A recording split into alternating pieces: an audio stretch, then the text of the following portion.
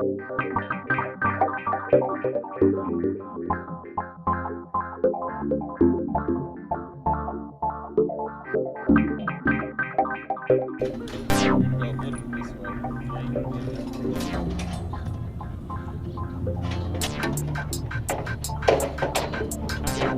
close. Yeah.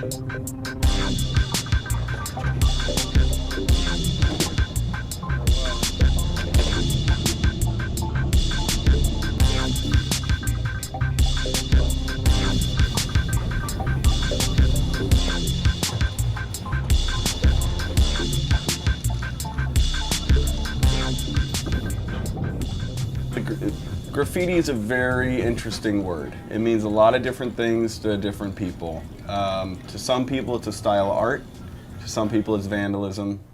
And again, it comes down to motivation. And there's people out there who are looking to destruct this world and get their name up, and there's people like myself who are really trying to beautify this world with art. I'm an internationally known stencil graffiti artist, and I'm based out of St. Louis.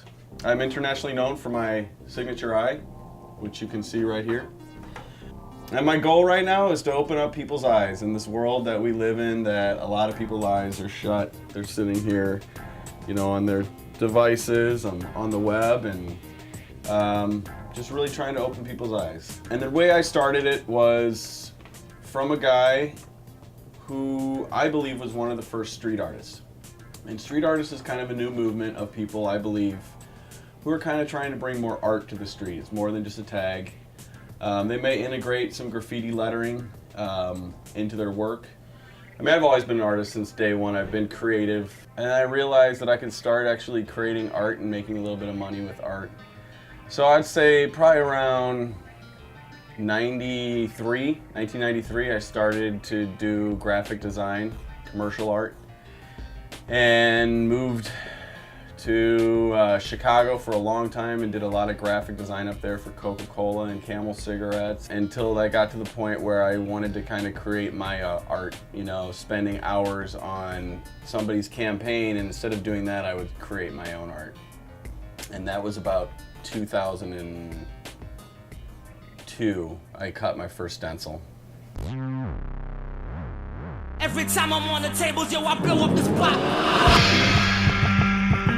Every time I'm on the tables, yo, I blow up the spot.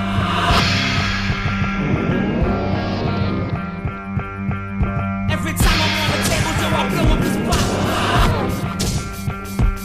Every time I'm on the tables, yo, I blow up the spot. Every time I'm on the tables, yo, I blow up the spot. Every time I'm on the tables, yo, I blow up the spot. Every time I'm on the tables, yo, I blow up the spot. Every time I'm on the tables, yo, I blow up the spot. Every time I'm on the tables, yo, I blow up the spot.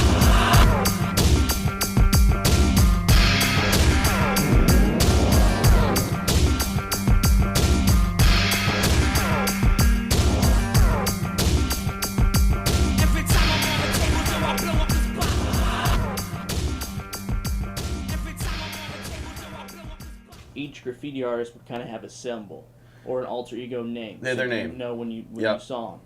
And where did you come up with your symbol, which is the eye, I guess? Well, it dates back to some of the beginning pieces that I did. Some of the early works that I created were portraits of people, and each portrait had these big eyes.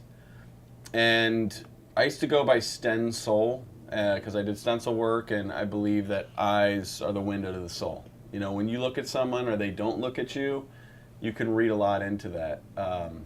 So I did portraits for probably 6 or 7 years. I got well known for a lot of my portraits because they had a certain look to them. And I would say maybe 4 years ago I got a 1963 Econoline truck. And I was trying to figure out what I wanted to put on this truck. I wanted to make it an art car, but I didn't know what I would paint. So I looked at my work and I figured, well, a portrait wouldn't work on there. But all my portraits had these eyes. Why don't I do a pattern of eyes? So I threw a pattern of eyes on this truck, and then shortly after that I got a commissioned gig to do some parking pots up on South Grand here in St. Louis, and I put some giant eyes on there. So ever since then, I took it down to an eye, and people took notice. People, like, it was almost like I woke something up. And, you know, you look at any artist like Keith Haring, he has a little crawling baby, or Andy Warhol has a soup can. But I think most successful artists, they have to have their icon or whatever, you know, for the general public to know who you are. Like when someone asks me, what kind of art do you, I say, have you ever seen those eyes around town? And they're like, yeah, I've seen those eyes. I was like, that's my work. This is one of my early portraits. As you can see, it kind of shares the eyes that I'm talking about. And I did portraits like this for years, mostly portraits. You know, kind of looking into people's souls, capturing their souls. Like every time I do a portrait, like, you know, in this case, trying to capture John Belushi's soul. And then after these, I started getting into kind of doing some optical illusion, optical art. So this is just an old beer can from the 70s. I had it actually chrome plated. But if you look into the reflection, you'll see an image of John Belushi. You got your slip mats. Yeah, like last year I got the opportunity I was presented with a old tire factory that had tons of tires, all these pieces of metal here from the tire factory. It was a building in North St. Louis, and prior to them tearing down the building, we actually did a fundraiser for a school in North St. Louis, and part of my payment was I actually got to keep a lot of the materials out of the building before they tore it down. And I love the idea of being able to upcycle, you know, pieces of crappy metal into some art. And these were kind of cool. These were out of the tire factory.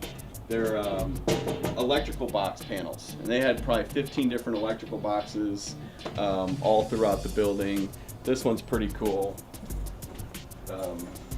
You can just kind of see, you know, this is just a basic electrical panel, and, you know, put a stencil on it and kind of made it look old, and, you know, kind of repurposing trash, essentially.